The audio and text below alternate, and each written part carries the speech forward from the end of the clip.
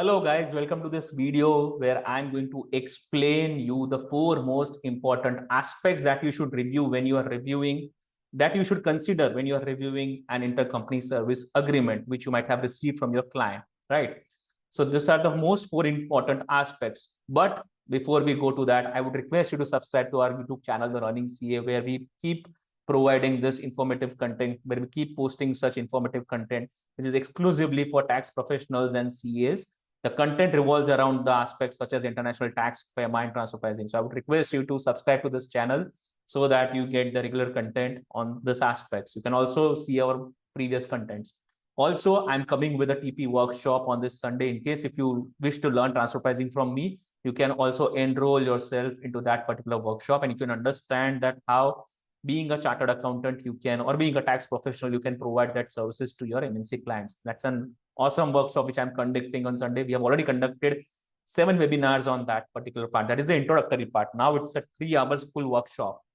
So you can join that workshop also. The links are available in the description, as also in the community forums where we are posting that particular thing on the workshop. So now, four most important part when you review the intercompany service agreement, which your client must have given to you. What are those four important parts? The first part is the nature of services which are going to be rendered by the service provider to the service recipient or number of service recipients, right?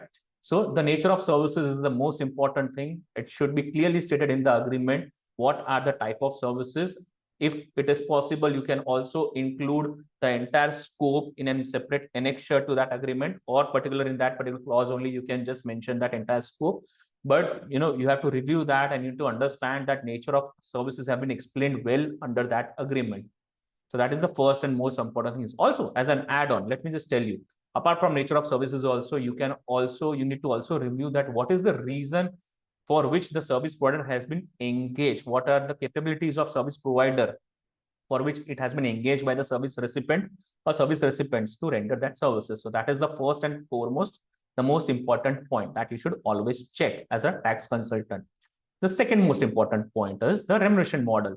The remuneration model, that is the pricing terms, how the invoicing will happen, at what rate it will happen, how the entire model has been settled and stated under the agreement. That's you should always be able to check, understand, and appropriately you can advise your clients in case if you think that model cannot happen in an uncontrolled scenario. So you need to check from that perspective also, that whether that model is feasible if the same agreement was would have been undertaken between two unrelated parties. So that is the model, and the terms also, like payment terms, credit terms, that also you need to understand from that agreement, and appropriately you need to advise your client in case if it is required to be changed under that agreement or not. So this was the second most important point. The third most important point is that you should understand the roles and responsibilities of both the parties, or whoever are the parties to that agreement, that is service provider and service recipient, or service providers and service recipients.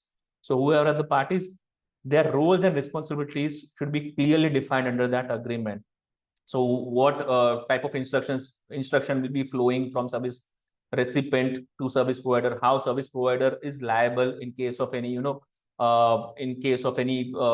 other situations, like it may happen in certain cases where service provider is not able to provide that services in a qualitative way. So all such aspects, what are the roles and responsibilities of service provider and service recipients should be stated clearly under the intercompany service agreement. I hope this entire thing clarifies. So the fourth number of point that you should always check under that agreement is the termination clause, that is terms and termination, how that agreement is getting driven, when it will be terminated. In case if that particular agreement would have been entered between two uncontrolled parties, then in case of that particular termination clause would have happened between these two parties, the same termination clause, same type of termination clause is there or not in your agreement. So such type of things are most important in an intercompany service agreement.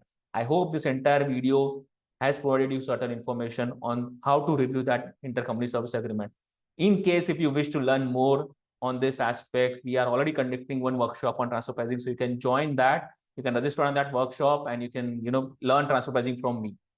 I hope this entire video was informative.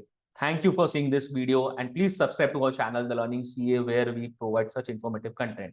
Thank you.